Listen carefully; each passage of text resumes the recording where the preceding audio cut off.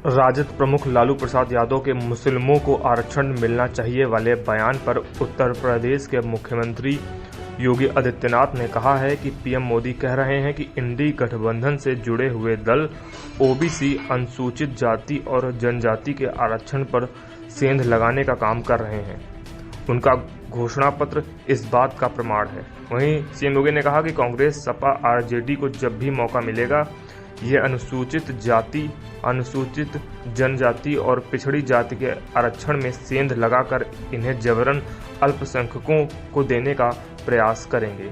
CM योगी ने और क्या कुछ कहा, आपको सुनाते हैं। प्रधानमंत्री जी कह रहे हैं कि इंडी गठबंधन से जुड़े हुए जो दल हैं, कांग्रेस हो, आरजेडी हो, समाजवादी पार्टी हो, ये ओबीसी के आरक्षण पर, अनुसूचित जाति जनजाति के आरक्षण पर सेंध लगाने का प्रयास करेंगे।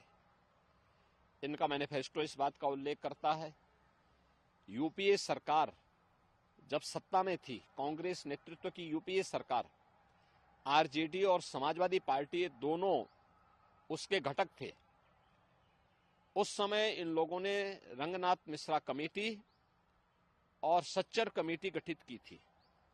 रंगनाथ मिश्रा कमेटी ने इस बात का उल्लेख किया था कि 15% 27 में से 6% आरक्षण मुसलमानों को देना चाहिए, जिसका भारतीय जनता पार्टी ने उस समय पुरजोर विरोध किया था। उन्होंने कहा था धर्म के आधार पर आरक्षण नहीं हो सकता।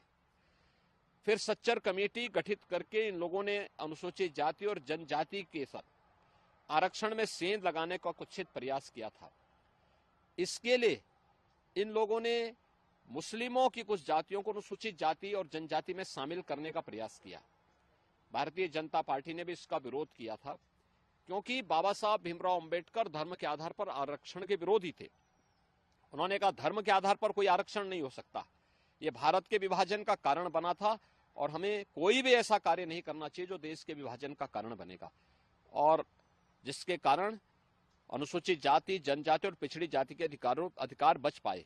लेकिन कांग्रेस को, समाजवादी पार्टी, आरजेडी को जब भी अवसर मिलेगा, ये अनुसूचित जाति, जनजाति और पिछड़ी जाति के आरक्षण के अधिकार में सेंध लगा करके इन्हें जबरन अल्पसंख्यकों को देने का कुत्सित प्रयास करेंगे। कह सकते हैं कि लालू यादव जैसे लोगों का बयान बिल्कुल तुष्टीकरण के एकदम साफ। देखिए, भारत के विभाजन की आधारशिला इनके द्वारा रखी जा रही है, जिसको मतदाताओं को जिस पर अपना जवाब देना चाहिए। और